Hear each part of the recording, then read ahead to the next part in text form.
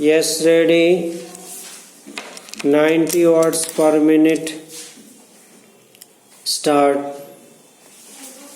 शिक्षा के माध्यम के संबंध में इस सदन में कई सदस्यों ने अपने विचार रखे हैं।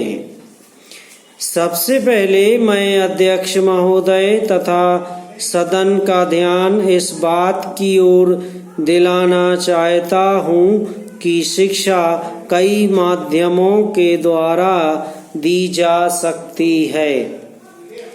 जितनी विचारधाराएं शिक्षा के माध्यम के संबंध में हैं, चाहे वे प्रकृति का सौंदर्य हो, चाहे ललित कला हो, चाहे खेलकूद हो, चाहे श्रम हो और चाहे भाषा हो, उन सभी माध्यमों का इस्तेमाल करके हमें अपने विद्यार्थियों को ऐसी शिक्षा प्रदान करनी चाहिए जिससे उनके व्यक्तित्व का चहुमुखी विकास हो सके।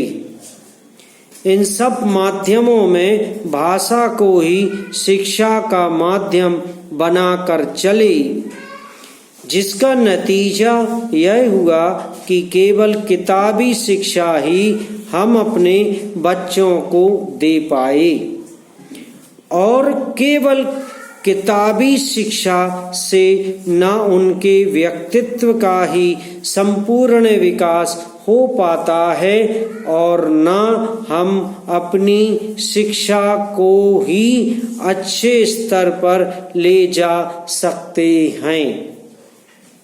इसलिए मैं निवेदन करना चाहता हूँ कि भाषा के अलावा अन्य जितने माध्यम शिक्षा के हैं, उन सब माध्यमों को हमारी शिक्षा प्रणाली में उचित स्थान दिया जाना चाहिए। जहाँ तक भाषा का प्रश्न है, दुनिया के सारे शिक्षा शास्त्री और हमारे कमीशन में भी जो शिक्षा शास्त्री थे, उनकी भी यही राय थी कि शिक्षा का माध्यम अगर कोई भाषा हो सकती है तो वह मातृभाषा ही हो सकती है। मातृभाषा के अतिरिक्त अगर अन्य किसी भाषा में शिक्षा दी जाती है तो वह अच्छी शिक्षा नहीं कही जा सकती। उसमें बच्चों की शक्ति की बहुत हानि होती है। जो शिक्षा हम मातृभाषा के माध्यम से 5 साल में दे सकते हैं, वह दूसरी भाषा के माध्यम से हम 15 साल में भी नहीं दे सकते।